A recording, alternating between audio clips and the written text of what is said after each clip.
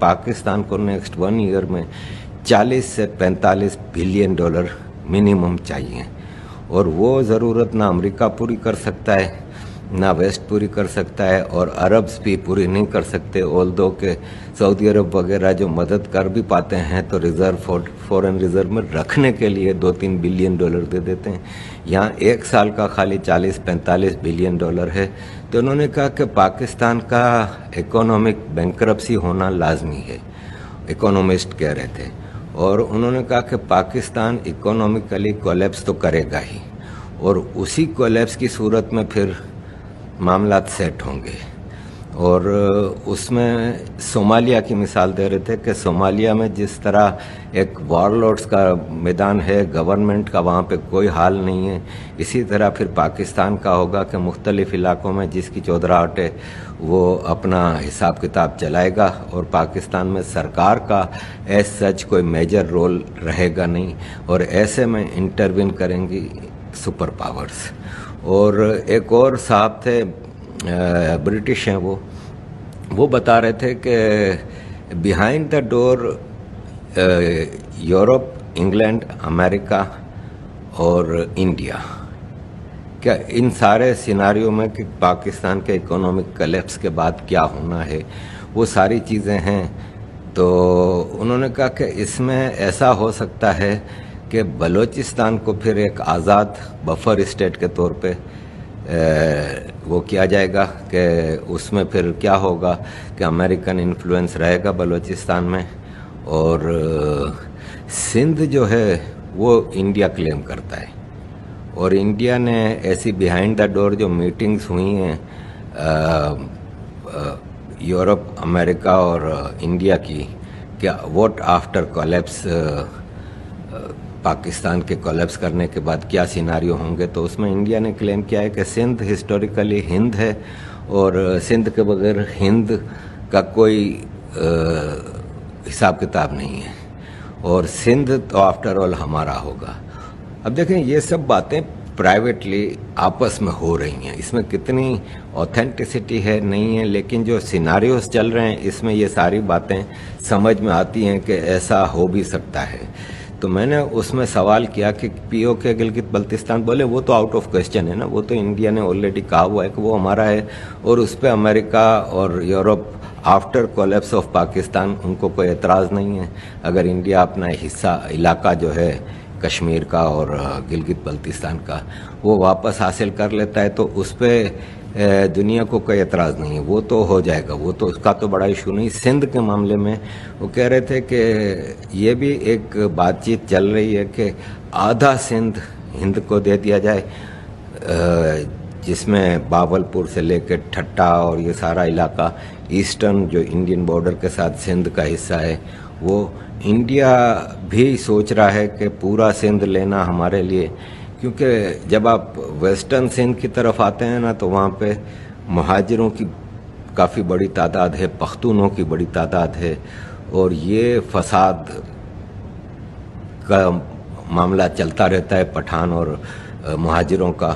तो हो सकता है इंडिया ईस्टर्न सिंध की हद तक उसको अपने साथ शामिल करने को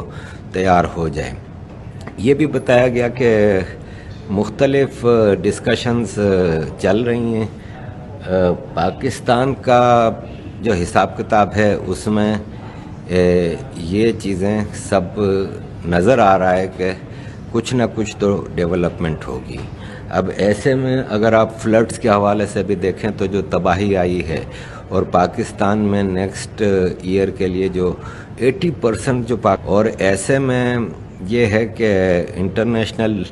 पावर्स जो हैं वो इंटरवेन करेंगी और उसमें ज़ाहिर है अमेरिका, पाकिस्तान के ऊपर इतना ज़्यादा कर्जा है अमेरिका का कि पाकिस्तान का ऑलमोस्ट टेक ओवर।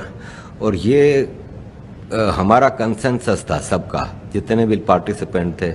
कि पाकिस्तान ने टूटना है। और पाकिस्तान ने जब टूटना है तो चाहे एटम बम है, चाहे इतनी बड़ी मिलिट्री पावर है, चाहे कुछ भी है, वो सब चीज़ें सेटल होंगी। तो